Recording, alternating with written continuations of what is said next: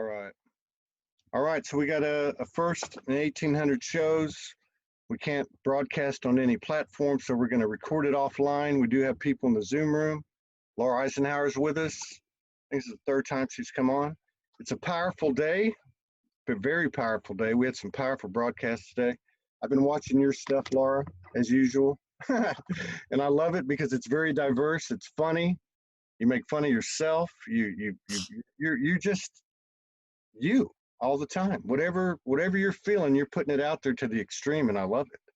And Oh, you can come back the next day and just laugh about it. But there's a lot of wisdom in what you're saying, and you've been through a lot. And I think you have been out there, what, 10 years or more, 20 years, right? well, I've been in mission orientated for a super long time, public about 10, 11 years. Yeah, yeah. And I know you've come under a lot of pressure. I think a lot of people are feeling that pressure now. Yeah. You know what I mean? Yep. So one of the things that I've noticed about what you've been writing lately, everybody's been talking about one of two things, right? And one I'll just refer to as the fear-based programming, which I'll just say it, coronavirus. And the other one would be the savior-based programming, which I would call QAnon, but there's many of both. It's like too much light can pull you off center, too much dark can pull you off center. There's not any light and dark. I mean, at some point, do we embody this higher understanding that we have and look at this thing from a higher perspective? Or do we continue to experience it in all its extremes? I don't know. I don't have the answer. But I really appreciate the fact that when you come out and talk about these things, you say, and I would say the same thing. Hey, I hope this is all going to come true with this whole thing with the Q movement and the information that's coming out. But at this point, I only can trust myself. Exactly. And and I love that you can say that and stay as neutral as possible. I think it's hard for anybody to stay neutral, with all the stuff going on. From time to time, you're going to flip a little bit. But yeah. Right. So, yeah. Should I share thoughts about that or? Yeah. Yeah, absolutely. It's important to stay neutral. I haven't been one of those, extreme Q followers. I appreciate those who, are listening to all that and informing the rest of us. But it's important that we work on ourselves as far as integration of polarity, personal sovereignty, and really looking at where our energy is going, because we're in a global showdown of forces.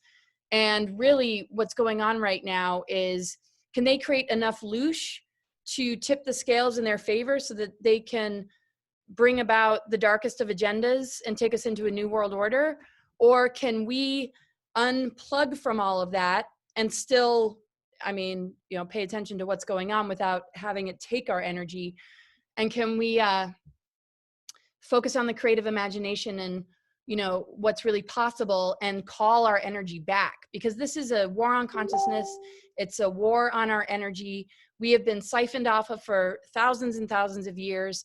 There's been harvesting technologies put in place, and the whole thing with Project Mockingbird and fake news and all the different psyops we've experienced. It's really hard to know what is truth.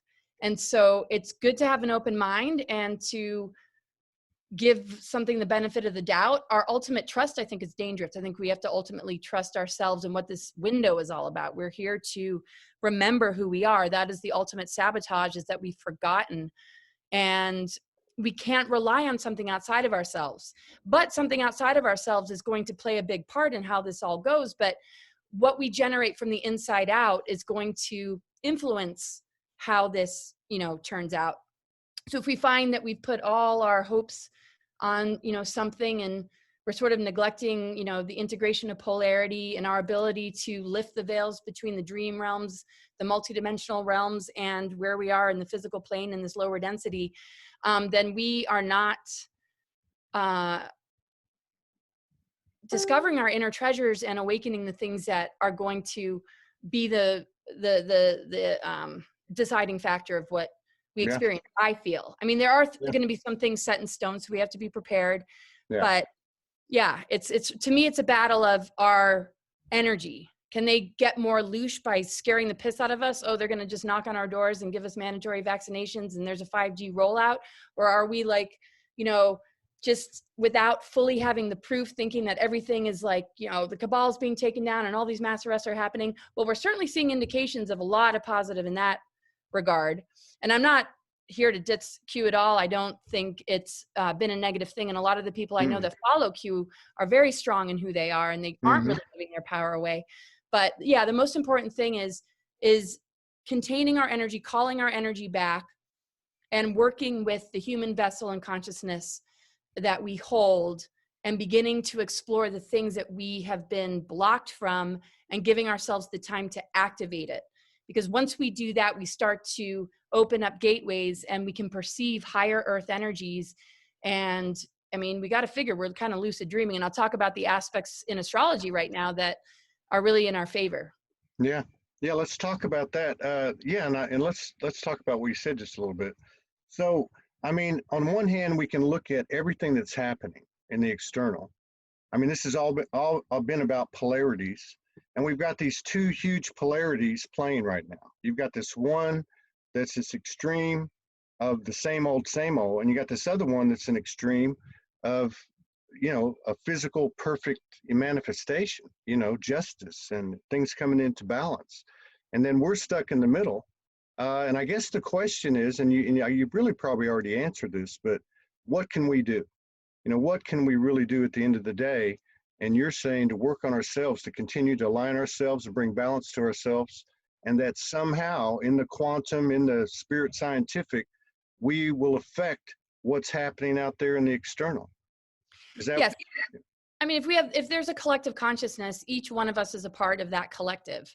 So the energy that we carry becomes a part of that greater collective.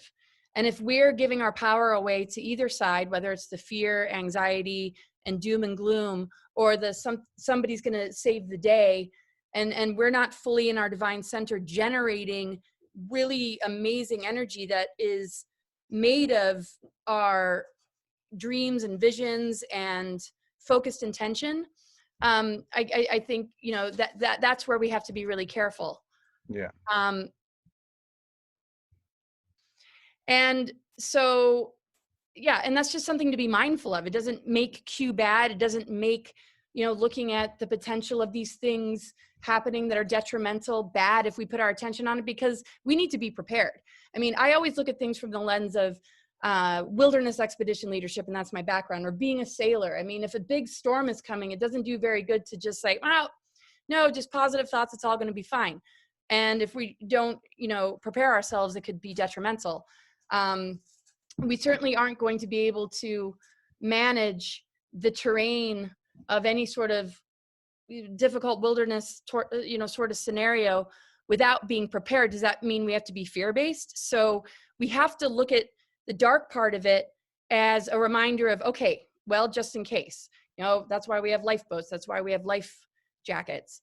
When it comes to the positive, we can give it good energy, but we also have to come back to ourselves and realize that the biggest deal right now in this particular window period, and it's been this way since the very beginning, with a lot of attention on this particular time in our history, is to begin to understand who we are and what we're made of, and understand that we're generating a lot into the field. And if we can generate energy that connects with this greater vision, and we can work with cosmic and natural law and understand how things are different in this current period that we're in because of a lot of different factors, and we can tune into it and tap into it. I mean, I can name 3 things right now. The sun has moved through the sign of Fiacus since 2010, which connects us with the ether. The mother arc energy is activating as the 13th gate. There's been grid workers and light workers shifting, the planetary grid network. And there's, so much more than we can imagine on the positive side. But those that are very privy to the dark side, or are whistleblowers to the dark side, aren't necessarily going to understand all those other things because they haven't been on that side of things, just as much as some people who have been gravitating to the positive might not know the layers upon layers of criminal activity and the depth of like the human trafficking, the pedophilia, and satanic ritual abuse. So we can't expect that everybody's just all of a sudden going to wake up and get the full picture. But what we can do is encourage, the frequency output. and also the boundary to what we shouldn't take in. But we can still be observers from a place of neutrality and still take care of what we need to take care of, so that we're not blindsided because we decided that there's no way that's going to happen. And that's where the preparedness needs to come in. And with this quarantine, I think nobody can deny that, you know, we can't just pretend that like there isn't something seriously manifesting in our reality right now that is pushing us to look at how do we need to be prepared? What do we need to be prepared for? Is it just about building the immune system? No, we're dealing with a possible 5G rollout. We need to look at the impact of radiation. We need to take care of our thyroid. We need to clear heavy metals out of our bodies, and start to prepare the human vessel on a consciousness level and on a physical level, and go beyond the virus part of it and look at the ramifications of some of these things that we're seeing with the 5G. So there is a huge showdown happening, and we play a huge part in how this is going to play out. And potentially this is a crossroads that everybody's up against a huge choice. And potentially this is, you know, where the bifurcation is really, you know, taking place. Because with the Pluto-Saturn conjunction, death, rebirth, alchemy, transformation, are we rising as the phoenix? Are we becoming the butterfly? Or are we emerging more locked into the system than we were before, which has sought to enslave us more and more all the time? They're constantly rolling out the next sort of assault. And we've gone this far. We can handle this. Yeah. We've made it this far. We got through the 2012 hump, and, you know, Hillary not winning. And I'm sorry, I don't want to get all political because it's not political. We're talking. You can say whatever you want to say.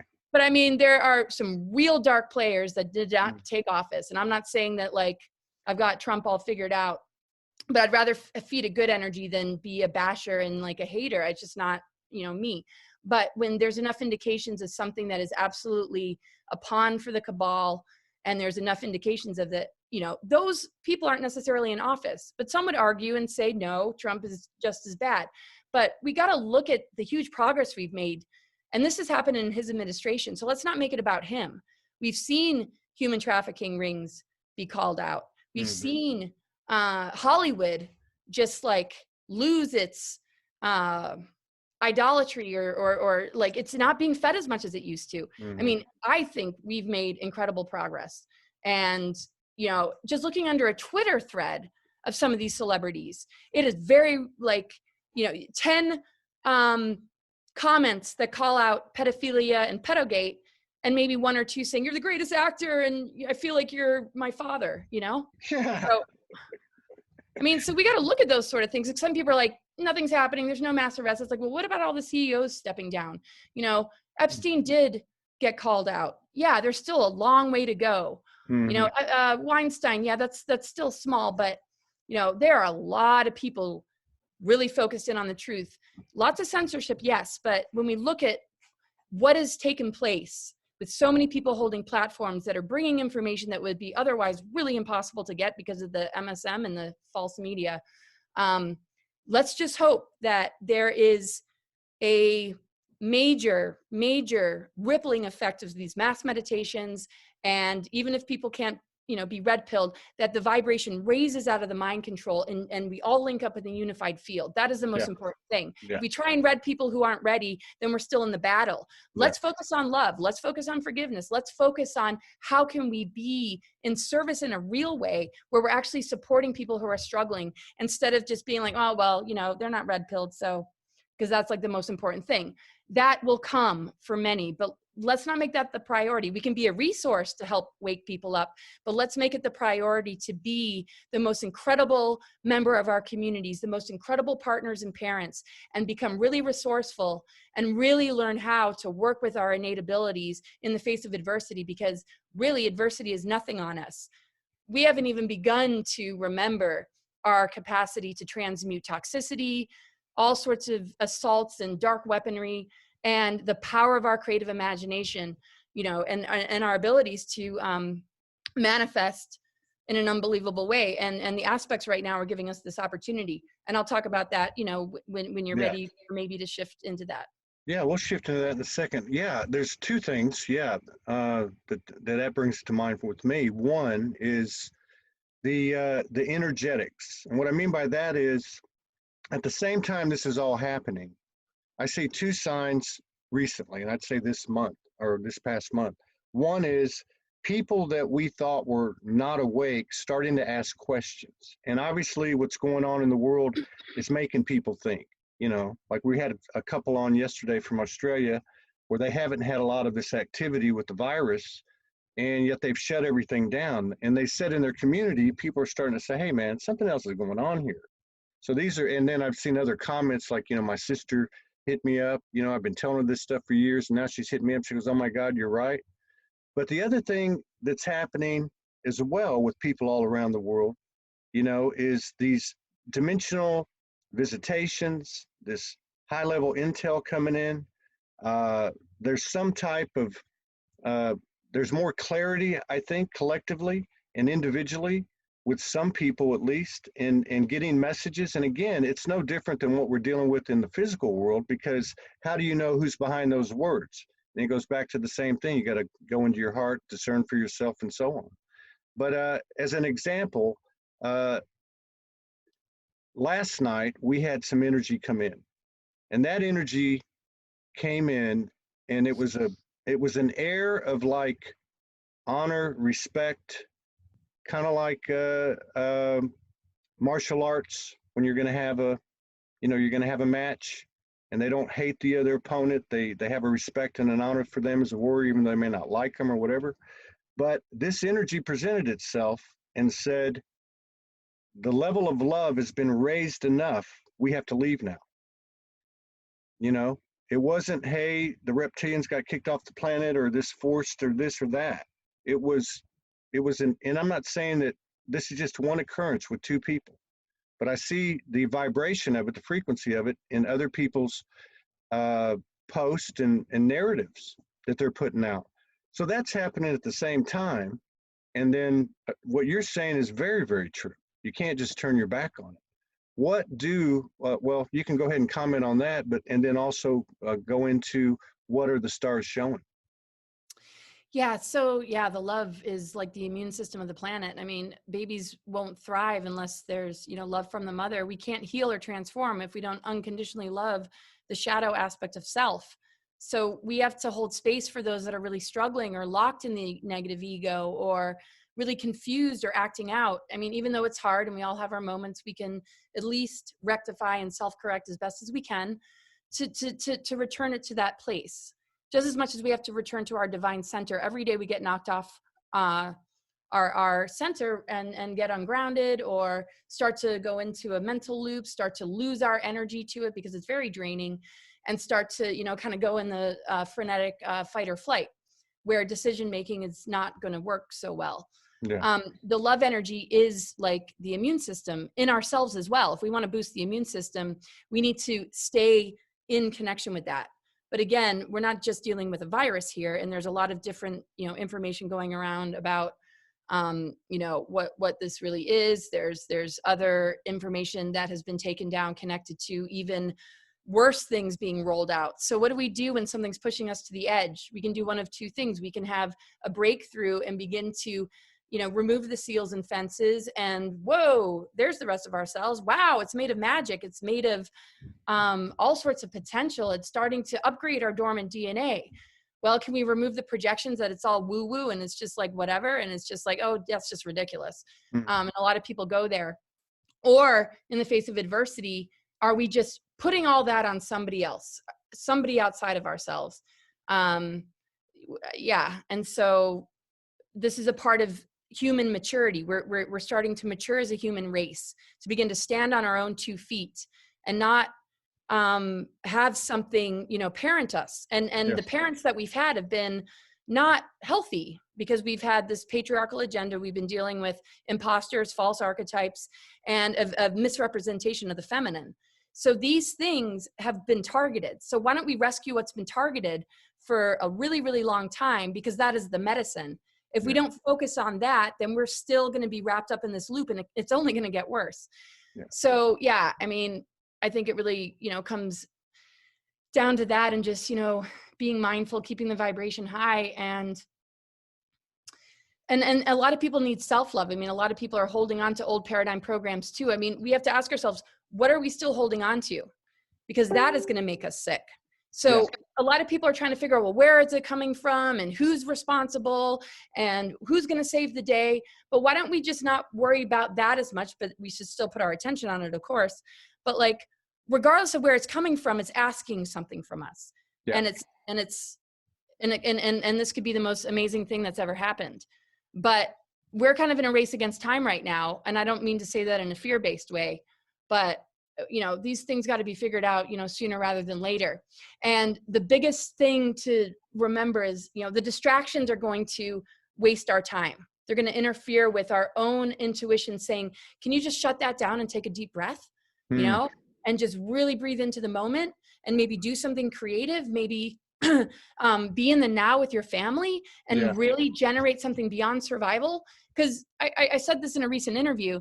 When I lived on the road and I was like really broke, when I was in the sort of fear-based thought forms or poverty consciousness or I'm screwed, it didn't lead to anything good. And then when I just took it upon myself and I sort of went back into the mindset of, what it's like in the wilderness when you really don't have a whole lot. It's not like the money system is there. You're dealing with nature. You're dealing with food that you bring or food that you find. There's a whole other world opens up. So in those moments, I learned to catch myself and I would shift the energy and I would allow myself to call all my energy back and feel abundant Yeah. and feel totally connected and feel like I'm in the perfect place at the right time. And this is awesome. And then all sorts of amazing things happened. And I was able to manifest money. I mean, literally, like I would find money. I found a $50 bill one time and I needed $50 to do something that same day. And I would meet people that were high vibe and the synchronicities and the magic started to flow. But if I wasn't able to be in that mindset, I would have been entangled in something else that could have got me into a lot of trouble and a lot of danger. And I definitely have been in a lot of danger. So I'm not saying that like it was, one flash in that moment. I mean, we're dealing with Yeah. targeting and, calling out a lot of stuff is going to invite targeting, but there are things that we can do to mitigate it absolutely compromising us and taking us down and putting us on a trajectory that is going to manifest the fears that we're grappling with in any situation that provokes it. One of the things that I've picked up on over the years is with that narrative of the 1% and all that, the cabal, is that they obviously had some esoteric knowledge, some secreted knowledge, and skills and abilities, things like that. There's Project Looking Glass. There's all kinds of stuff that's out there. But what I'm saying is that I've picked up on the fact that, and I'm asking you what you think about it, that because they know what our power is, if we get to a certain level of awareness, is why this has all been constructed to keep us down. Because they know if we get to a certain point, there's nothing they can do.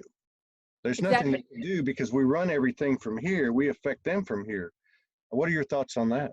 Yeah, this is exactly what they're afraid of. And this is what we get to realize in the here and now, that we're on the precipice of something huge. Yeah. We can be, exactly what they fear, or we can continue to be their food source. And so they're going to generate as much fear as they possibly can for that to continue to happen. But the light forces, I mean, it's like, if somebody's battling an illness, is the immune system going to win? Are you going to recover? Is this going to take you down? I mean, that's just as fearful. We're facing the same kind of thing. So what needs to happen is we need to go on an inner journey. We need to really get to know ourselves more. We need to get the messages from, deep within ourselves. Their knowledge of us, I mean, they know more about our potential than many people know about their own potential. Mm-hmm. So I like to use tools to help unwind this myself. And I mean, okay, if they understand astrological alignments in certain times of the year that are good times to do rituals, if they're, operating from, a knowledge of, astrology and the occult and, just how to really strategize ways, which they've done already, to keep us from the fullness of our DNA, our 12-strand and beyond abilities.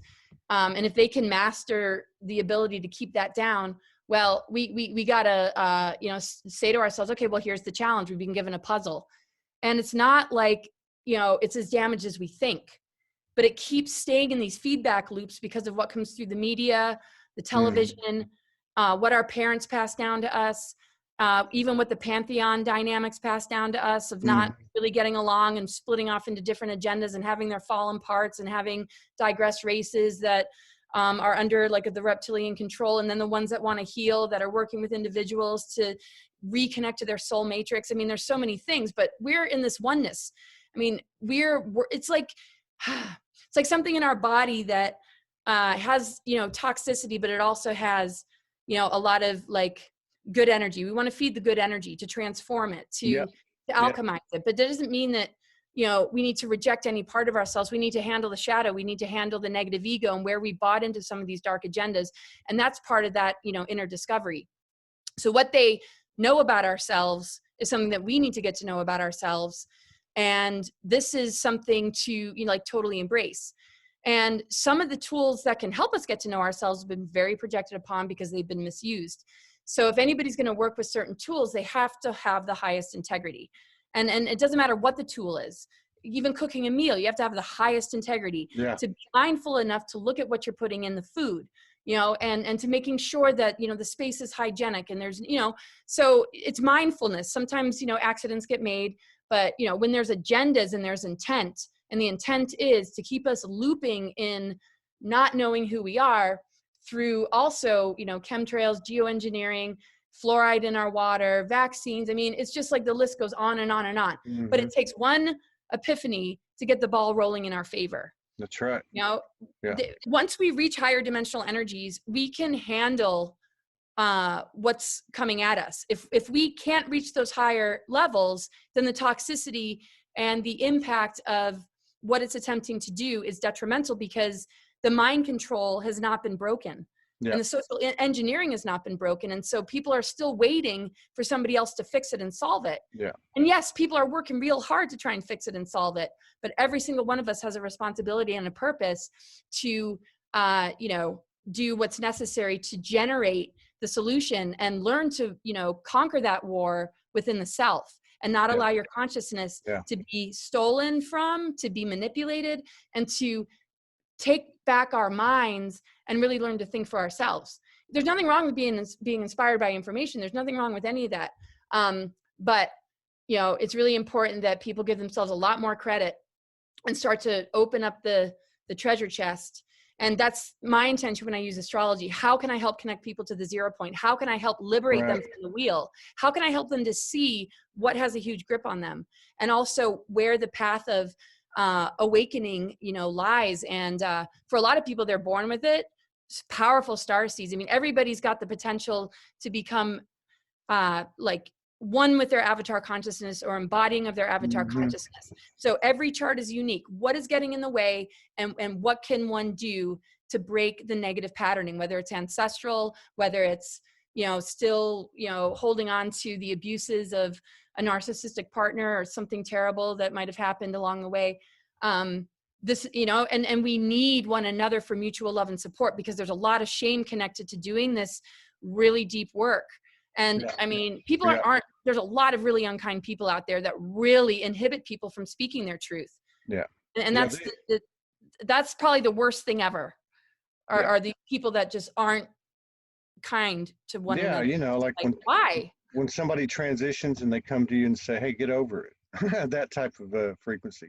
But I love what you said too, because there are people all over this world that are connecting to their higher aspects, that are pulling down higher frequencies and anchoring them. And what you were saying a minute ago about, what are you going to do? Are you going to wait for someone to come do it for you or save you or whatever? And really, you're sending it right back to the individual. What can you do? Well, this is what you can do. And no, it's not going to be easy. And shadow work is rough. And there's a lot of stuff that's unconscious to us, that's deep down in there, and it's scary and it's ugly, and we don't even remember it. And we need each other. You're right. We need practitioners. We need people to help us go through that stuff, that have gone through it. But I guess what I'm trying to say is that there are people that are connecting at that level, that even though it's not really got a physicality, it's actually countering that energy, because at the end of the day, that whole initiative that we're talking about is energy. It's all energy. But you know, there's people that are actually countering that, and you know that because you've been doing that for years, and a lot of people that you know in the community. So they're, you know, I love the point that you make that anybody can do it, whether you've ever had a past memory or anything. Oh, To just to totally. sit down with intent to connect to the universal, and you know, as we all know, it'll speak back to you. Totally. You know, I used to have like panic attacks, you know, and I knew, you know, this isn't my truth.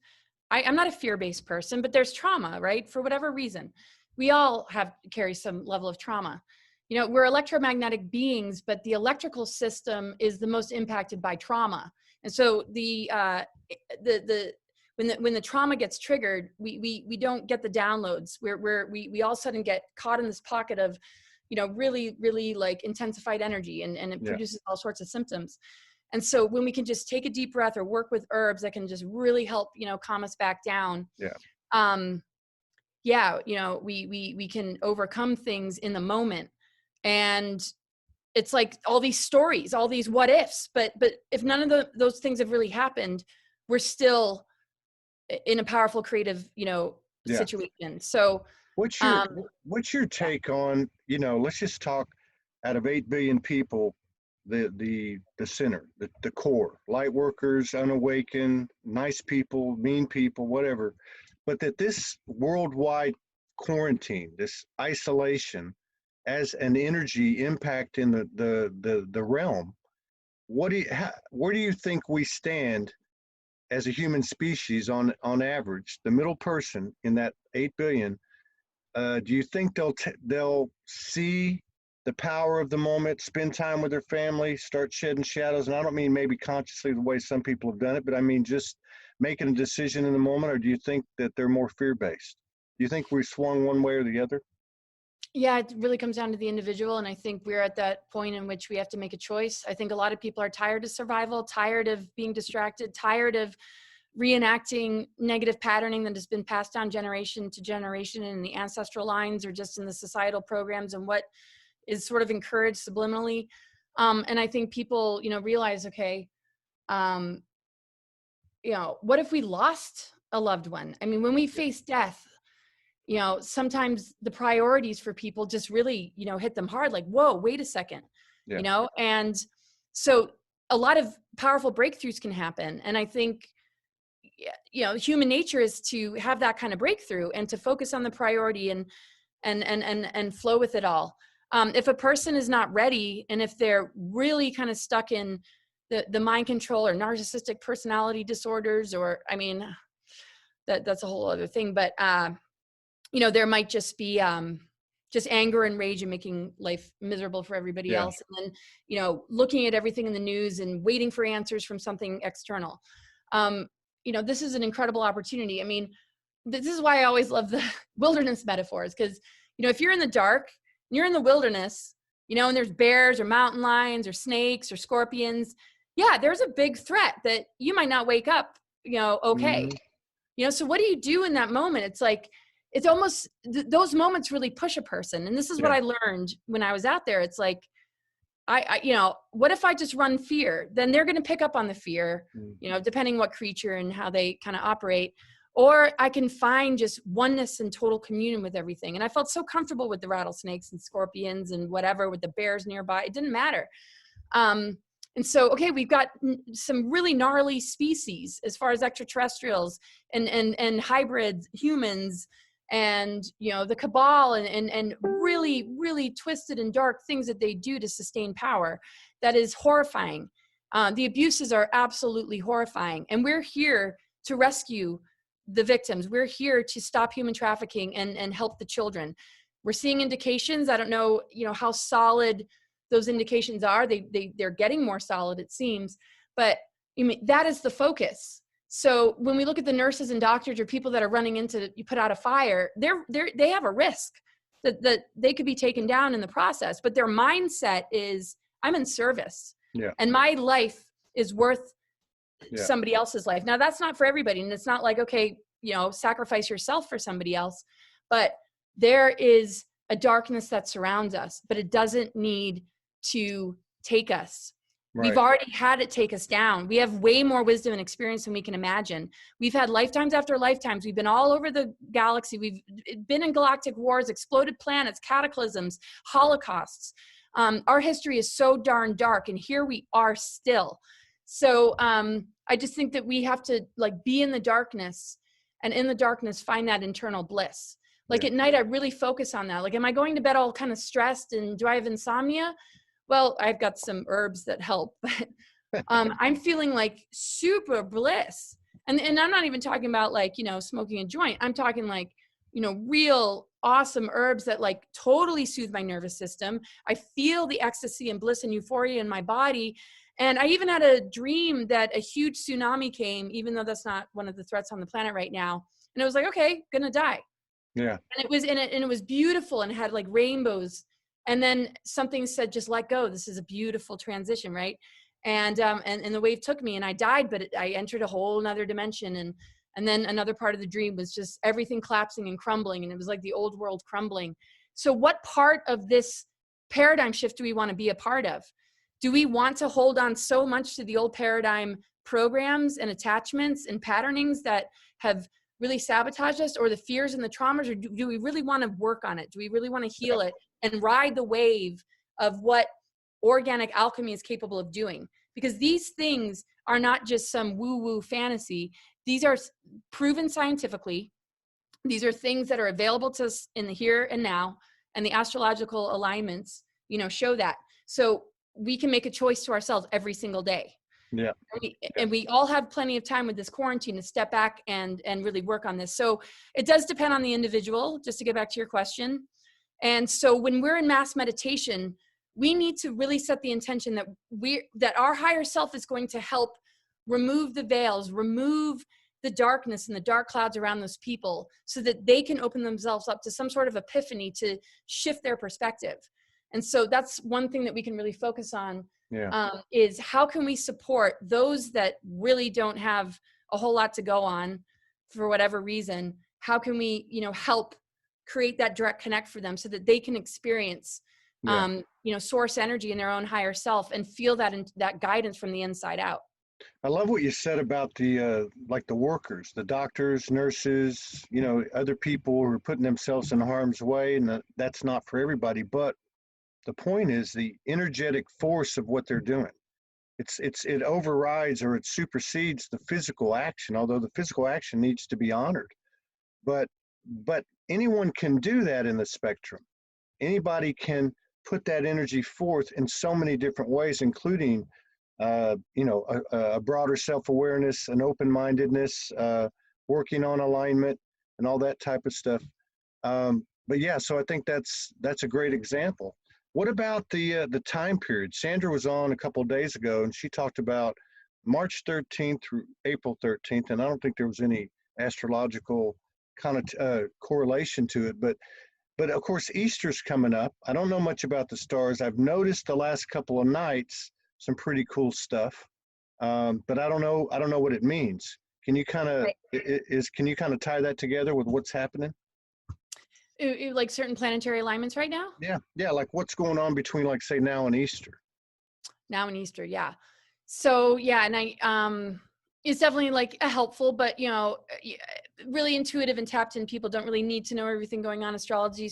I mean, so you're, you know, connecting with these alignments and planets on the highest level. I mean, that's obvious and clear, but you know, it can be helpful to know. It's reassuring, sure. Mm-hmm. One of the things that really stands out that makes me feel really good about everything is, okay, so we've had this Pluto-Saturn conjunction, but Pluto right now is conjunct Pallas Athene. Pallas Athene is the goddess of wisdom. Mm-hmm. And the goddess of wisdom is an archetype that we all have. But when we go through the underworlds, when we go through a Pluto experience, and it takes us into that feeling of like death or loss or the mystery, and, you know, I mean, if we're tuned in enough to our intuition, you know, like a caterpillar knows, like, okay, well, it's time to go in the cocoon. And, you know, it's just part of this process to become a butterfly. Well, if you mind controlled that caterpillar, it might like be like, what the hell do you think you're doing to me, putting me in a cocoon? And you expect me to believe I'm going to emerge as a butterfly? Yeah, right. But so, I mean, there's a difference between like how mind control literally takes us away from our instincts, our intuition, and all that. So Pallas Athene is the goddess of wisdom. So usually when we're in the underworlds, we need to find the crone, you know, the light of wisdom, that sometimes there's nobody that's going to come and help. Sometimes there's a feeling of total abandonment and isolation. And it's an opportunity for us, which is why it's happening, to find our inner light and our higher wisdom. Yeah. But Pallas Athene, the goddess of wisdom archetype, is helping to hold our hand. That's why a lot of people are feeling really positive, feeling like really connected to, you know, their wisdom body before they have to, you know, find the crone. But one of the things, you know, that's really awesome, but let me just explain first. Mars and Saturn have been conjunct, and it's now in Aquarius. Aquarius rules a lot of things, so do the planets, as far as, you know, the list of things that each thing rules or is connected with, and what organ or what gland. But Aquarius, well, first of all, connects with the nervous system and neurology, and the knees. The knees. My knees have been hurting like hell, man. Morgan, a big reset. Yeah. But anyway, so Mars and Saturn conjunct in Aquarius, which hasn't happened since 1992, because Aquarius rules like social events and community and friends, and Saturn's all about limitation, restriction, and structure and rules. And then Mars being conjunct Saturn, it means that our willpower is being limited. So when we say, hey, you know, I just want to go and travel, or, you know, do something that we would normally like want to do, Saturn's like, nope, you can't. And right now it's affecting being social, you know, with the, you know, stand 6 feet apart and everything's canceled and this and that. But that's a very temporary transit, actually. We're still, you know, dealing with the Pluto, Saturn, and Jupiter. Pluto conjunction is really, really shining a lot of light on the wisdom that can come from this transformation, and a lot of people are connecting into it. But one of my favorite things that's going on right now is Mercury conjunct Neptune. It would be a little bit of a bummer if Mercury was like square Saturn or being limited. It would show that humanity as a whole is really, really under the net and is totally controlled and has no sovereignty. Mercury conjunct Neptune means, okay, if we can know that this is here, it's like if we don't know a resource is there, then we're not going to find it. Like you could have, you might have like 10 gallons of water in the garage, but if your friend or partner didn't tell you they put it there, then you're not going to go find it. You might think it's not there. So it's important to know these things are there, because Mercury conjunct Neptune, with this Pluto influence, Neptune connects us with the multidimensional spiritual realms, connects us with the unseen realms. It connects us with our creative imagination.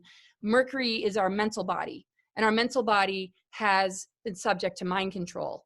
But our mental body is the magician. The true vibration of Mercury is to manifest things through the throat chakra. But we're dealing with thyroid issues. We're dealing with possible, you know, symptoms that start with the throat and then go into the lungs that cause us great grief because we can't speak our truth and we can't manifest the dream or vision. We have to know that that's there. You know, the mind control is not as heavy on the mental part of us as we realize. It's just trying to manage things on a social level. Now, a lot of people have the mind control remnants and they're still pushing the AI, and there's a lot of that still circulating around. But in actual fact, on a cosmic level, we have access to the multi-dimensions. And so depending on how a person relates to Neptune, it can do one of two things. It can make a person feel really lost and confused and sort of in a fog and just absolutely like, you know, almost like haunting themselves with everything that is like negative. Or it can spark great inspiration, connects us with the multidimensional, like I said, and the creative imagination. And one would hold like the mindset of an artist or a musician, where you can reach into inspiration. You can tap into things that aren't necessarily going to be things that other people say to you. It's something that you reach because you're an artist or a musician, right? But we all have those gifts and abilities. Somebody might say, well, I just don't have those abilities. Well, of course you do. The only reason you wouldn't is because Saturn or some outer conditioning or some outer negative abusive force might have knocked you from embracing that part of yourself, or said, oh, that's not practical, or oh, you're not talented. You know, a lot of those stigmas are still, you know, people are still carrying. So the fact that Mercury is conjunct Neptune means that, you know, and this is happening Friday. I don't even know what day it is or what's going on. No, I don't either. Thursday. We have the capacity to really go into that zone. So let's just have fun with it. You know, we're in quarantine. Let's create art. Let's create music and laughter, and write down affirmations and visions and really amazing things to say out loud that go beyond anything that we've been taught, something that's innate to us, something that reminds us of the mystical realms and advanced civilizations we used to live in and the advanced embodiments that we used to hold. Let's engage in that and dance with that and generate it into the world. We have the capacity to do that. And if anything's going to shift the planet in the positive, it's going to be that. But again, like you said, we don't want to polarize ourselves to too much light, too much dark. Now, working with the Galactic Heritage deck, the timelines that are showing, you know, that everything worked out and we're on an organic, harmonious timeline, every single species, you know, has gone, you know, in some sort of digression, some sort of loss, some sort of frustration that the mission is not being accomplished, some sort of polarization, too much to the light, too much to the dark. But in the future timelines of all these species, what this deck shows is it was integration of polarity and integration of all these fragmented aspects that helped them to achieve the higher worlds and help them to completely bypass these dark New World Order artificial timelines. The ones that weren't able to go into those zones are the ones that still are holding survival fears or bought into, oh, transhumanism is going to save the day, or that mandatory vaccination is going to keep you from getting sick. Yeah, it's that lesser God frequency inside of us where we think we know better. You know? So I know you're connected to the Sophia energy, the Mother Goddess, Divine Feminine, whatever you want to call it. And that's been something that's been put out there for the last 5 years or so, or maybe even longer. Where do you think that frequency stands? Do you think that it's made some progress? Do you think it's making a difference at this point, that the feminine energy is rising? Yeah, well, I mean, I'm connected to it. Everybody's connected to it. There's no soul on this earth who's not connected to it. That is like, it's like, you know, saying you're connected to your birth mother. Well, hopefully, I mean, I know that some people don't feel that way because not all our relationships with our biological family is that great, but but that's beside the point. Yeah, everybody's connected with the Great Mother. Yeah. Ever since 2010, when the sun started to move through the sign of Fiacus, which is ruled by the ether, we entered a phase, and it's not just a phase. We entered a era. We entered a timeline shift of the Great Mother, you know, returning in a sense. So where did she go? Well, that stems back to, you know, Lemurian Holocaust, Atlantean cataclysm, Sumerian Egypt invasion that finally led to the point where the mother energy wasn't able to be in the planet anymore. And we lost the aqua ray mother arc energy, which is in the core of the planet and was in the core of the planet. And because of all these horrific events that took place, with that energy being gone and the reversal technologies being put in place, everything, you know, got focused in on the Baphomet behind the scenes and the satanic ritual abuse and how the cabal has been, you know, creating and funding both sides of war, you know, infiltrating religions, Christ Templars, wiping out the Essenes, wiping out, you know, all those that held the ancient teachings. Yeah. And so the mother energy left, and it's mostly been behind the scenes, this, you know, these dark, like groups, you know, doing dark rituals, the human trafficking aspect of it, the stealing of life force and siphoning of life force through programmings, through media to keep those loops alive, like I was saying before, and through, you know, adrenochrome and targeting the innocents, and also utilizing the chi of the earth and also of, you know, the elements in order to generate artificial timelines. And that energy is finally returned. So what happened, you know, with this worship of the Baphomet, and then we see the Moloch and all these, you know, other things, Baal and all these other names,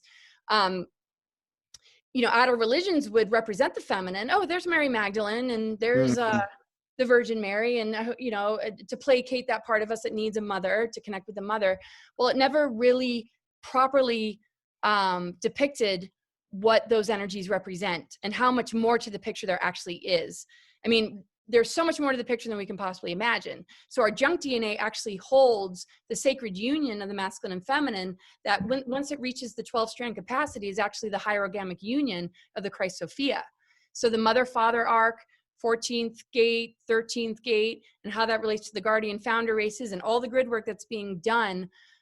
When the sun started to move through Ophiuchus and the ether energy came back, it began to correct the reversals. There was something called a reversal 55 that made the ether energy unavailable. And Hmm. that's why there's been a lot of illness. There's been a lot of survival. There's been a lot of manipulation in people giving their power away to make a lot of money and to feel some level of self-worth. Oh, you're rich, you have status, right? Or, you know, you're on the other end of the scale, which is, you know, being victimized, or you're in the middle and you're just like, just trying to be a human and trying to be, you know, like, okay, you know, find a good profession, or, you know, be the person that nobody understands, you know, like a lot of us, and go off and learn about all this crazy stuff and go through a lot of rabbit holes.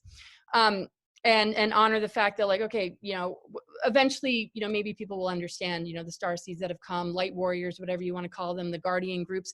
But the thing is, like, everybody's got this. Yeah. So the ones that are really helping to activate people aren't like the chosen ones. They're No. not, you know, better than anybody, but they can really switch the lights on. And now that the sun has moved through Ophiuchus since 2010, and the mother ark's been activating and has returned to the planet, and it's shifting the grids and everything else, this is what is going to transform everything. And I've been focused on this my whole life. I mean, since I was a child, it's just like, okay, you know, and I've learned a lot, you know, how do I express this? Like, what do I do with this? And there's been amazing, you know, people that have researched a lot of it, and lots of dots to connect. So that is available to us. And so a lot of my presentations are called Return of the Cosmic Ether. It has a lot to do with this elemental, which is very purifying. It's very, very powerful, and it's available to us right now. And so this is a very comforting thing. It has not been with us and since 2010, right? So a lot of people were thinking, okay, 2012, end of the world, or, you know, the beginning of something new. For a lot of people, it felt really uneventful, but, you know, everything's been going pretty darn well.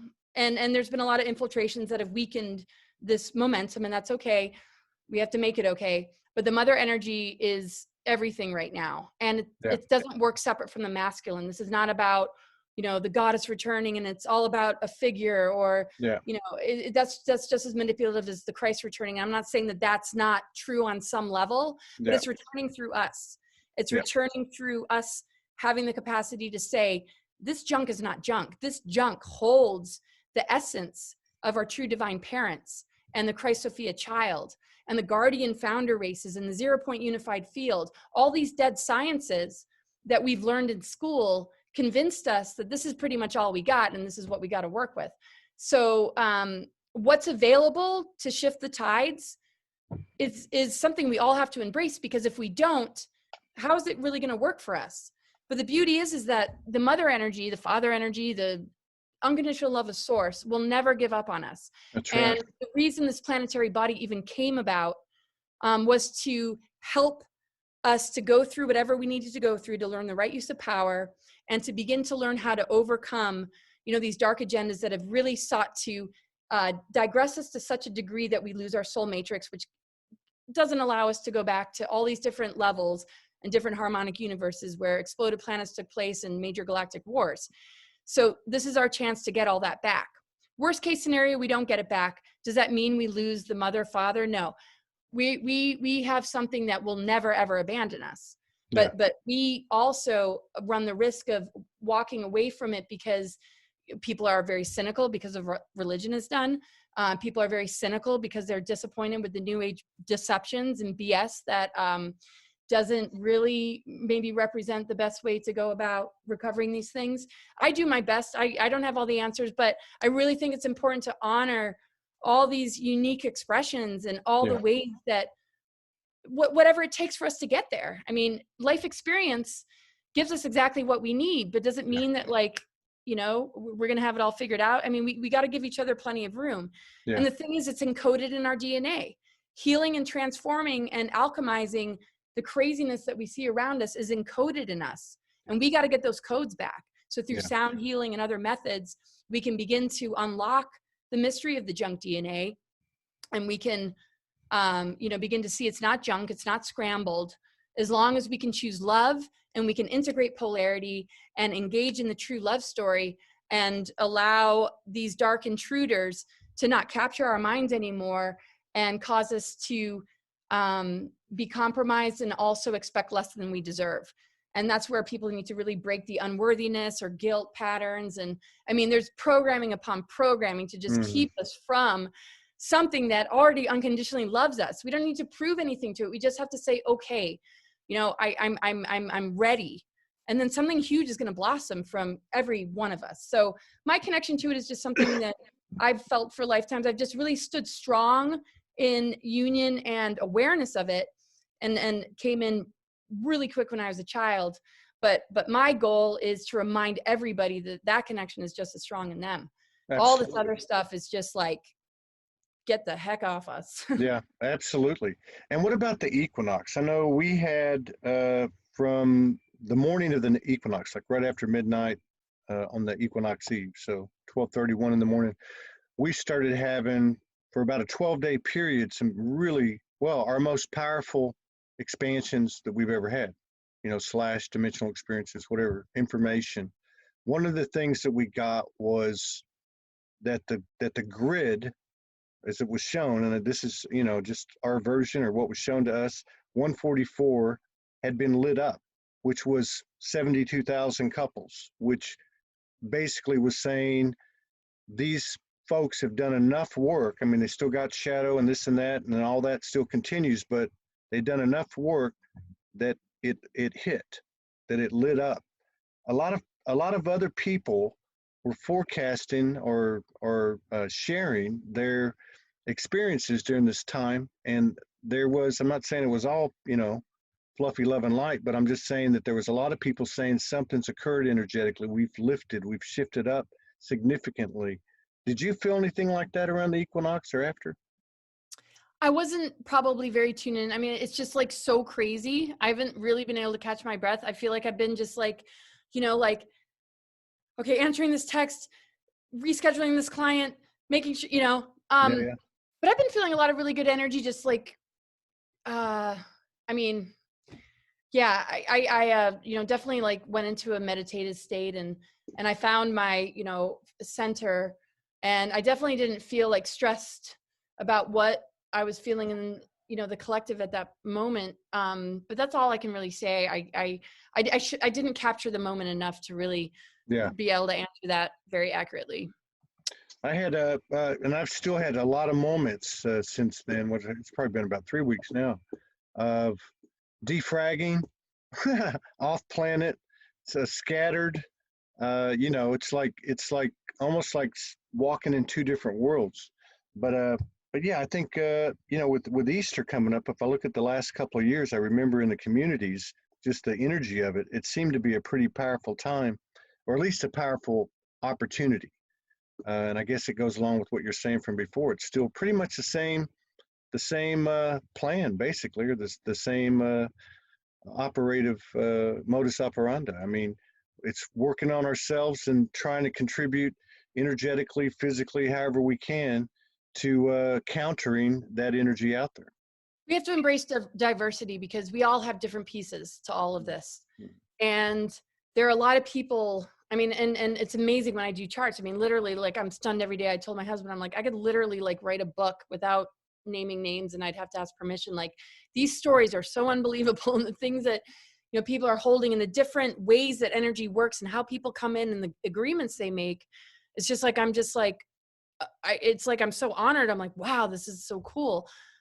There's a lot of people just trying to come into the physical that are bringing like things beyond, um, you know, what this physical plane, you know, shows us. But everybody has access to that. It just might be coming in a different form. They might need the inspiration. They might need the reminder, where somebody Yeah, else is just trying to be heard, and they've been silenced, but they haven't given up on themselves. So there's like so many recipes, because everybody's absolutely unique, but we have the common thread of like that, you know, unified field. And so, you know, we see competing agendas, and, you know, the dark side, the light side, and we don't want to polarize what we think about those things anyway, because there's a lot of people trying to break free of yeah, those dark agendas that have been blackmailed, that have been compromised and abused, because it's multi-generational abuse that yeah, creates, you know, this continuation on a multi-generational level. And then, you know, those that, you know, might be polarized to the light will manifest an experience for themselves to gain more human. Well, I mean, you know, I don't want to go into all the different recipes and scenarios. yeah. But yeah,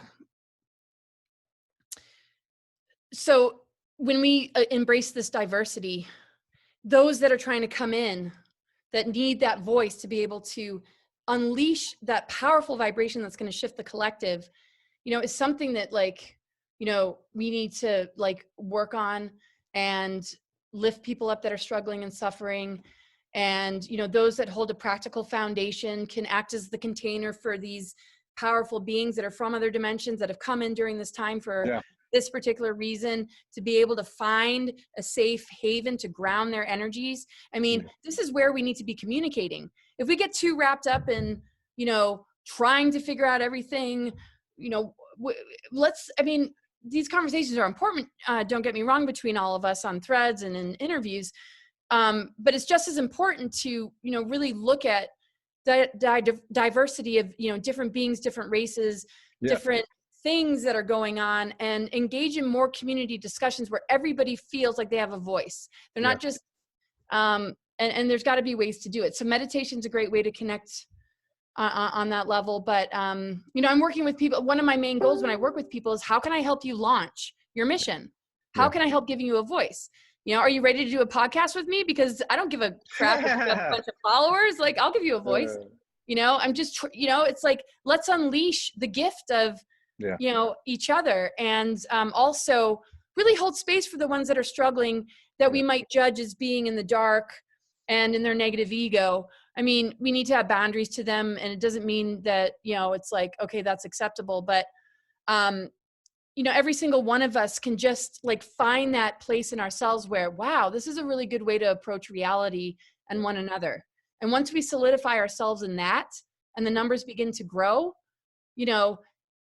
obviously the dark agendas are going to fall away. Just like when the immune system begins to build, that the consciousness behind the cancer cell or the virus or bacteria that wants to just attack you, with all its might, even though it was convinced that, it's got a mission, it's going to take you down and make you sick and make you die. It's there's nothing it can do in the face of these level of, like, levels of epiphanies of. It's like a program, but you upgrade your operating system, and then it goes away. Archons need a food source. We're in a parasitic system. So if we don't like what we see, we can't be the host anymore. We need to stop being the food source, and we got to determine, where are we still being the food source? Because it will totally convince us that, we're all screwed and New World Order is coming, and, this is going to roll out, and people are going to say, yes, we are going to see a lot happen that is not going to be fun to witness. But, everybody's got their own agreement and their life experience too. So we can't be victimized by this. But the thing is, when it comes to archons, when it comes to dark agendas, it cannot stand or tolerate higher wisdom. I mean, the energy of Sophia and the goddess energy and the Mother Earth has been so attacked in all of us. And so if we can embrace that part of ourselves, that is exactly what they're trying to keep us from doing. So when we can start to see, well, how do these things operate? What have they been feeding us through the media and television shows and movies? Are we those people? Have we become those people? Or can we push the envelope and recapture our true divine essence and divine blueprint? Because, the goddess energy, I almost don't use that term so much anymore, but the planetary consciousness and our connection to the great mother absolutely is the override frequency. And my comfort right now is I see the number 13 everywhere lately. And it's like, whoa, everywhere. Even if it's like 13 thumbs down, it doesn't matter. Like on a video, I'm like, oh, 13, 13, 13.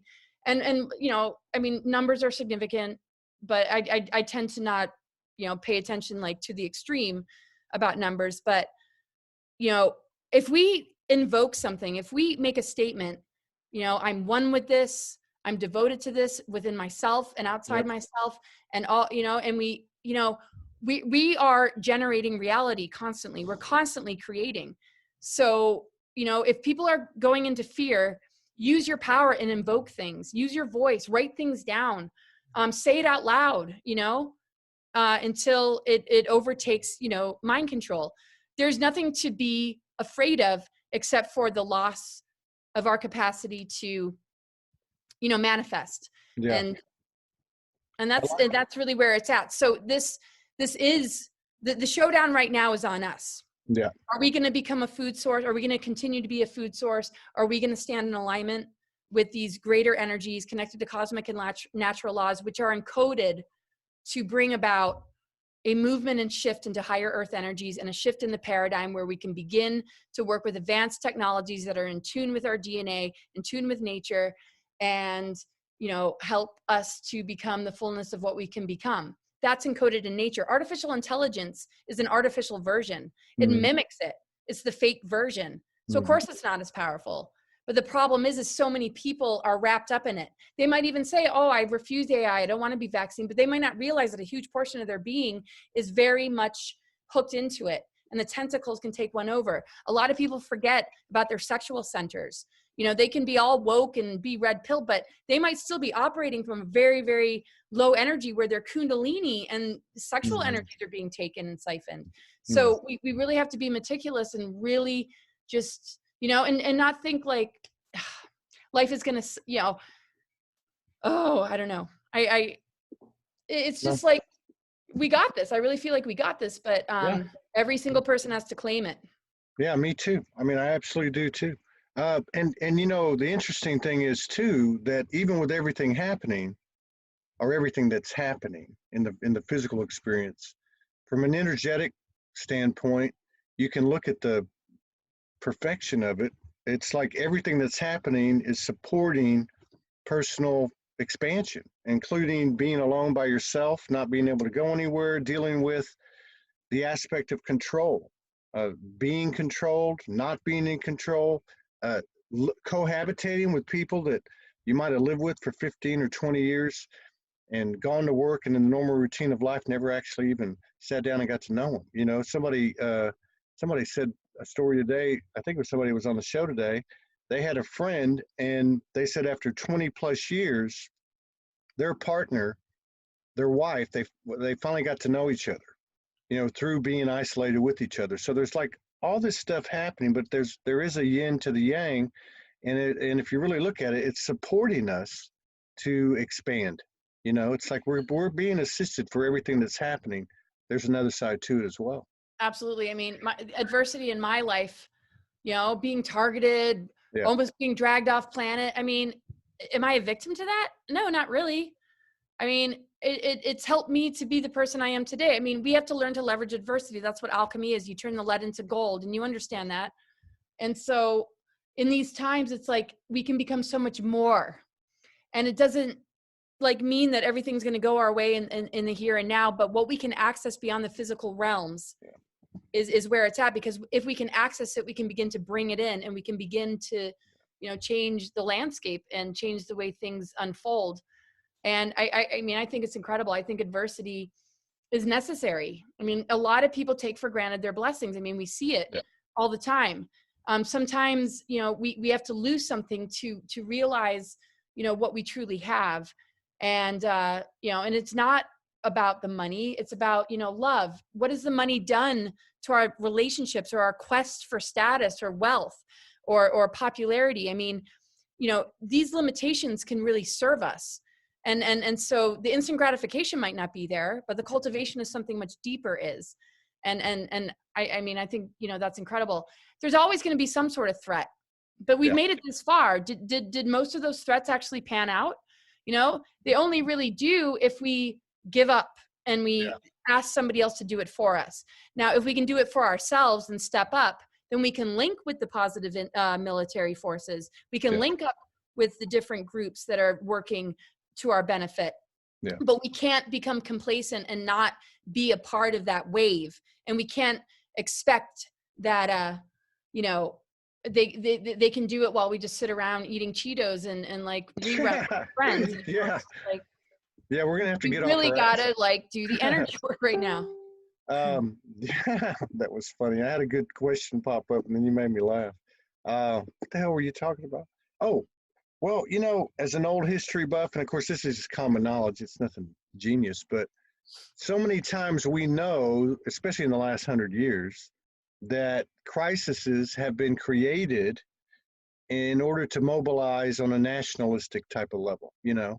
So, you know, never really a worldwide level, I wouldn't say, but this is a situation where, because of the level of history that we've had, especially with the information age the last 10 or 15 years, that people are questioning things and they are discerning for themselves. So that pulling together has more of a local feel than maybe it has in the past, where we rallied around the flag and that type of thing. So that is a little bit of a twist, in my opinion. Oh gosh, it's amazing. You know, there's incredible information. I mean, we're on a quest of knowledge, really. I mean, however it came about, we've been dealing with the tree of knowledge symbolically, which connects Yeah. to our DNA. We've been dealing with an artificial tree of life template. We've been dealing with draconian DNA interferences that have actually created sacred geometries that should have 12 spheres that actually have 10, because the Yeah. DNA strands only go to 10 for the Draco reptilians. So that's just a whole nother thing, but that's just a little example. So yeah, I mean, information is huge, but so in our quest for knowledge, it's been targeted with mind control. So we have to just, have discernment. But the greatest revelation is we can gain great knowledge. We can really begin to have awakening get triggered because of the information that we look at. Some of it'll resonate, some of it won't. Both matter, because it really helps us to have critical thinking. Yeah. And then when we can, see how much it passes through our bullshit meter, our intuition, Yeah. then we're starting to rely more on ourselves. And then we start to gain, an awareness that, our self-knowledge and our mental capacities and our ability to free think is actually going to play a huge role in how things turn out. So a lot is triggering that awakening. And a lot of people are right on the cusp of having it become more centralized to their own personal sovereignty, so that they can become the visionary, they can become the manifester of something that they hold in their focused intent.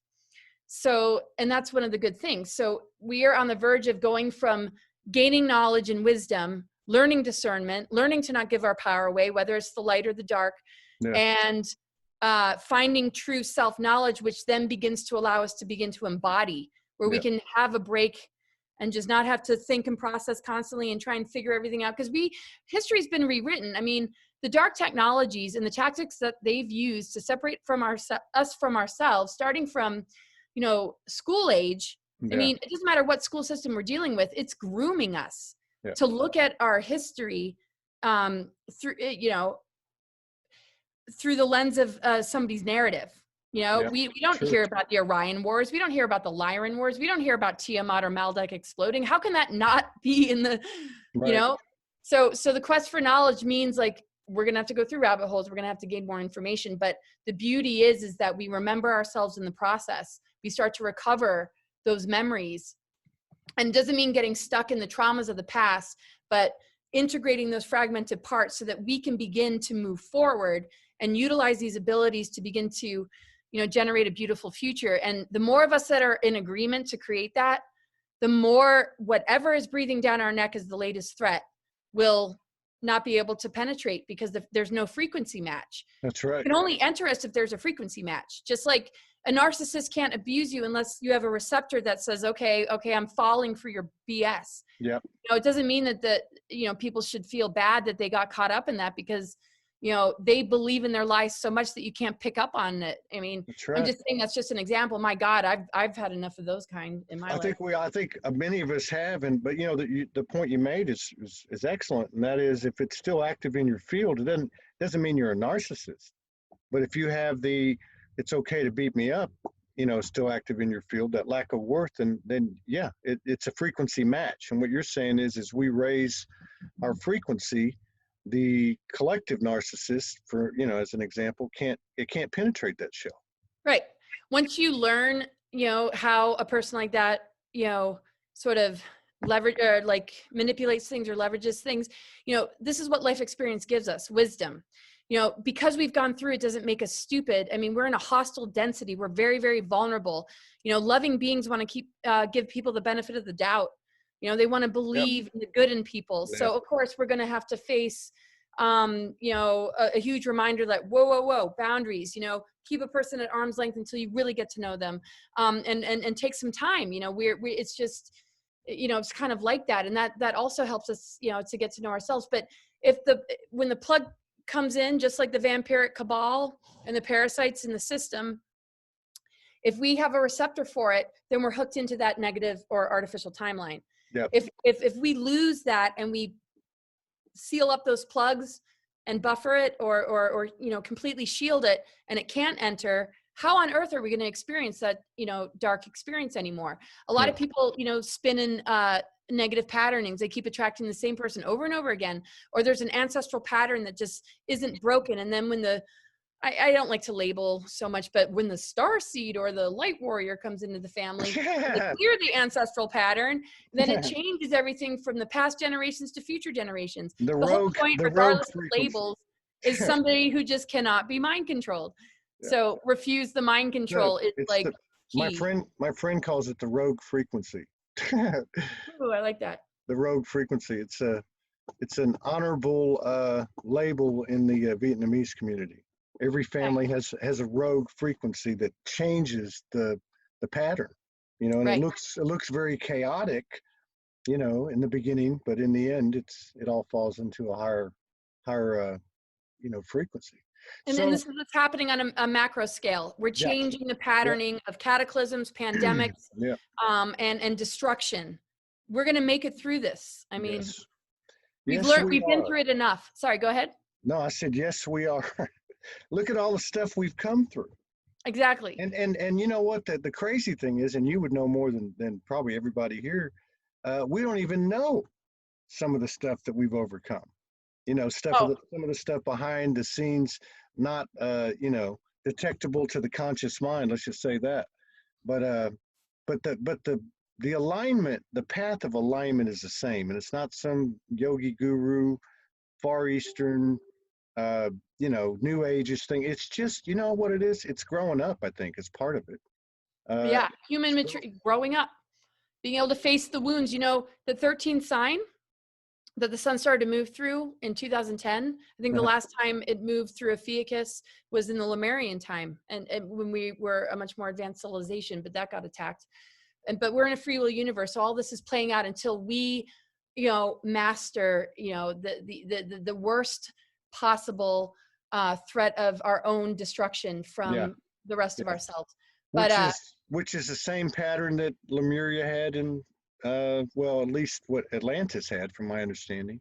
It's like more advancement technologically, and less or more ego went with it, or however you want to say it. It's almost like we're picking up where they left off. In fact, we got a transmission I remember 3 or 4 months ago, and I think it was Egyptian, but it was more of a collective statement. They were basically saying, hey, which isn't rocket science, but I mean, it was everyone's, all timelines are being corrected, past, present, future, and all that whole 9 yards. And I think that, it seems like that even though we may not know the level of technology that's actually there, that's being kept from us, we may be at the same level that Atlantis was at in terms of, having an advanced technology and then having the spiritual side run parallel to it. And like you said throughout the show, what are you going to do? We got a choice to make. Yeah, well, and so there's the balance of the masculine and feminine. There's the integration of polarity of light and dark, so that the womb energy can birth the higher awareness and the seeds of our higher consciousness into reality. But we're also healing the Lemuria Atlantis thing, because in higher harmonic universes, the original Atlantis and Lemuria wasn't the root races that we see in this particular Earth history. There's 7 root races, starting with Polaris and Hyperborea. In the Tara system, from what I've come to understand, there was Atlantis and Lemuria. So it's always been about the balance of the masculine and feminine. So you get an exploded planet, and then all of a sudden things, are a little bit off kilter, and the way that the power of the nations run are not as balanced as they could be. But for a while, Maldek held the masculine polarity to the feminine Earth, and then Maldek exploded.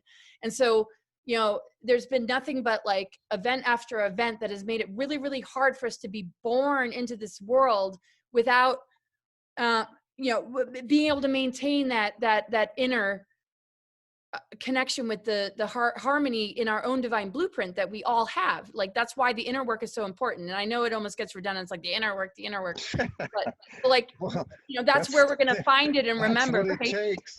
That's what right? it takes, because they're still intact there. And in the Yeah, highest dimensions, they're still intact. But yeah, because of the dark technologies, because of these cataclysms that took place that really threw off the balance of the masculine and feminine, the patriarchal agenda yeah. that has been impactful to both the masculine and feminine. And this is what people need to understand. The feminine isn't the only victim. I mean, we need to look at the masculine and all he's gone through. I Hmm. mean, and we've had many lifetimes, so I'm sure we've, all experienced both genders. I mean, this is a healing of both genders. This isn't just, okay, women are rising and okay, you men just have to deal with whatever we say, and if you don't let me, control the situation, then you're just patriarchal. Yeah, It's like there has to be like a profound agreement to heal absolutely. It's all this equal. stuff together, because That's men what have it's gone to for. war, they have been That's right. brutalized, and they've been taught to not embrace their inner feminine. That's Yeah, a programming. That has nothing that's to right. do with male species. No, it's the feminine. Well, it's that Well, great. it's the feminine rising in Yeah, men, and because everybody. that Yeah, got kicked out of them while yeah, the divine feminine got exiled. But it's also I mean, it heals both at the same time. yeah, So the divine masculine is healed when the divine feminine can rise, because she's no longer a victim, or she's no longer allowing herself to have that control, right? So the warrior has to come in. So yeah, she has to embrace her inner masculine. It's just kind of like, gets a little crazy, but what it ends up coming down to is that we're electromagnetic. The electric is more the masculine, the magnetic is feminine. It's a hmm, part of our energetic field, right and left brain, and also how our DNA is going to rebuild itself. And as the electromagnetic wave spectrum begins to make itself more available to us, and the spectrum of frequency, which shows all the options we have in terms of like energy connection, with galactic chakras we haven't even heard of, yeah, um, we got a lot to work with. So it's interesting, the location of where the virus began is in China, because the gateways, the stargates 8 and 9, is there. So a lot of dark energy is in that region, which connects us to the 8th and 9th chakra, because the chakras connect with the stargates. hmm, And so does our DNA with the earth grid. So that particular area, I mean, the level of psychic attack that happens when we move beyond the 7th chakra is bad enough as it is. And because humanity is about to take a huge leap and shift the paradigm, that's why the attack, I feel, happened in that region, because they don't want us to start to activate those chakras, which will then continue to go up the scale, because that is the infinity spiral that connects with the yeah, base of our skull that they've put ethereal implants in since the time of Atlantis. And that energetic infinity spiral is what begins to shift us from carbon-based to crystalline. And that's what this attack is about, that the human race was about to take a huge leap. Let's throw them back down. So we need to counteract that and handle, okay, there's going to be lives lost. We're in a war still, but we don't have to have a war mentality. We can be beyond that. Like you were saying in the beginning, and what we both talk about, integration of polarity of light and yeah, dark. yeah. Then nothing can penetrate us or drag us into the That's war right. anymore. We need to activate these places that they've targeted, Yeah, because we have the power to do so. Even if they attack it on Earth and through osmosis, we take yeah, it on. Just like when we're born, it's very hard to maintain that connection to something that, because we're in a whacked planet that is just dealing with all these dark technologies. We need to go out of our way to do that. And that is how we're going to dismantle and neutralize, these dark technologies. And we can leverage the assault and the war that took place there with the awareness of what was it targeting, and then feed good to that part of us, so that we can say, oh yeah, no, you can't break that down. Just like, okay, if a sacred union relationship is targeted, yeah, and that love bond is so strong, you come back even stronger. Like, the thing is, they can make us the best of ourselves if we allow adversity to help us to yeah, become the best of ourselves. yeah. So whatever they're targeting, we have to say, I refuse to let you take that from me anymore. Yeah, it's like the soul is a spear, and the adversity is the whetstone. You can actually use it. It's like that thing you said about the forest. If you're in the forest, you got two choices. One is to build that energetic force, which you do in the forest by the oneness. And in this case, we use that, and I think that's what we've done as a species. I mean, it's been a hell of a tough, rugged road, but and you're right about the that integration of polarities is a very personal thing. You can't bullshit the universe. And you know, it's interesting too, because about 3 afternoons ago, I took a nap, which I don't usually do. I just knew I had to go lay down, and I ended up waking up, and I was almost crying. The only reason I wasn't crying because I forced myself to wake up because I was bouncing through, you know, the Delta State and up. And what happened was I was in this dream. It was another war, been in many of them, had many of them, and there was a whole type of patriarchal, you know, force opposing us or whatever. And I lost my gun, or it was taken, or it disappeared, in my sword or my knife or whatever. And I was standing there, and I swear it felt like the feminine, the great mother energy in me that just said, "Hey, man, how long is this shit going to go on?" You know, and everybody, not because of me, it was really the frequency of the lucid dream. All the masculine energy just dropped their weapons, but it was not coming from a masculine, "Hey, I'm going to kick your ass" kind of thing. You know, I don't know. I just feel like these things that happen to people uh, are, you know, are representations either through image or even physical reality of the energetic shift that's occurring. I think we've done a hell of a job, you know? Yeah. And we got to read between the lines, you know, what's manifesting in our world, what message is there. Yeah. If we see everything just on a surface level, we're going to miss a lot of, you know, really important stuff. Yeah.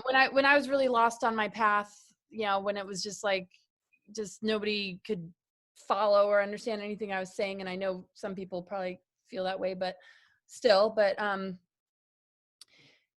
I don't know. It's just, there was always some kind of sign or sort of message. And when I really, really needed it, it would show up. Yeah. And sometimes it was so mind blowing that it just reinforced the fact that like, we're in communion and communication with something huge. Yeah. Yes, there's interference. Yes, there's AI. Yes, there are things that want to hook into our wounds, our traumas, our greatest fears, you know, and then steal our energy, because all we do is like get on the hamster wheel and the loop of what, you know, and we're not coming from a place of, okay, what do we need to do from a place of calm and clarity. But anyway, I had a point. It's all right, man. It's been a good run. Hey, Oh, I know. But yeah, figured, no, it's just, God. man, it's, you know what? Every time I talk to you, it goes by, it's been like an hour and 45 minutes. So I figured by now we'd be heading up to your direction for a visit. Well, that's please, I hope you do. that's not, well, yeah, but that's not going to happen now for a while, I guess. I don't Okay, know. well, you know, Yeah. No, I think this is going to be over sooner than we think, because we are I do part of too. like, you know, Yeah, accelerating this. I actually do Um, too. I think so too. And what part of the reason I think that is because people can't, I hate to put it in, you know, but people can't go that long without a paycheck. And, you know, you can only print so much money. And I mean, you can only have so much, you know, so it'll be interesting to see what happens in the next 2 or 3 weeks, you know, in terms of what may play out or whatever, you know, has been insinuated or alluded to, you know, by the, you know, by the light, let's just say, or the white hats or whatever you want to call it. So, but yeah, I can't wait to, yeah, step foot on at your place in that state. That's one state I haven't been to, and see your husband, my kindred spirit. yeah, you guys are welcome, Yeah. like seriously, anytime. Yeah, I think him and I will probably run off. We'll probably be gone the whole time out in the woods. Yeah, Well, you better, well, me and Morgan will probably be like, no, we're good. And no worries. Take your time. Take your time. Oh yeah, we have to go have a smoke ceremony like we did in Sedona. It'd be awesome. Yeah, Right I mean, on. there's really like so much to look forward to, and I swear, it's like we've been so limited. We've been functioning from such a limited space, Yeah, and no matter how heavy this is, the answer to a huge question that I think we all have is explore, you know, the vastness of all that you're made of, and make yeah, that, you know, something that you can use this time for. yeah. And Right on. Right on. and Yeah. and and then, you know, if we'll say the internet shuts down, Mm-hmm. if people want to get my newsletter, you can go to my website, cosmicgaia.org, because If you want to get a one-time newsletter, you know, it's like $5. But I've got like a major invocation that's about clearing implants, being sovereign. I mean, it's like one of the most amazing invocations that I've ever seen. What's the And URL? it Is it? maps out all the astrological stuff going on and how to Excellent. handle fear right now. And so you guys might want to check that out. And it's So a way is, for us to stay connected and telepathing, you know, yeah, in case everything shuts down, because, yeah, you know, sometimes the response is like isolation and fear. But like if we make an agreement to really join and connect, yeah. I think that's like hugely important right now. Absolutely, absolutely. And that would actually be another thing supporting our expansion if it does go down at all. So what's the URL address for your website? Oh, it's cosmicgaia.org. And I have Okay. a subscription, and it's for newsletters, podcasts, and also the ability to get discounted sessions and quick check-ins. You know, basically I save your astrological data in my database. And Yeah, if you know, a pressing question comes up, I can answer it. And I have to have, you know, certain guidelines so it doesn't get out of control and so I don't get too scattered. But yeah. it's been working out really well, and it's just a really like awesome thing. And it's I think the prices are really reasonable, and in this time too, you know, I'll work with your budget, you Yeah, know. right on. Right Oh on. yeah. We're all here to support each other, so we need to know how to support you. So I'll put up this cosmicgaia.org. I'm going to upload this to YouTube and onto Facebook. I'll send you an MP4, and you can do whatever you want with it. And I'll put the website in the opening comments. All right. Nice. Best to you and your husband and your kids and all your loved ones. Thank you for all the work that you're doing. Thank you for sharing space with us. And yeah, big gratitude, and for Oh, shining that light. But you take care, and until the next time, I'll see you. okay. Thank you so much, Todd. Thank you for all that you do, and it's been so wonderful to spend time with you. Thank you everybody for joining us. And yeah, my brain has been on overload, just like lots of sessions every day. And yeah, so did my best to express myself as best as I could. Well, And I you do an appreciate you excellent guys. job. Thanks. You do an excellent It's job. kind of- Thank Yeah. you. Thank you. All right. All right. Bye, everybody. Take care, Laura. Bye bye.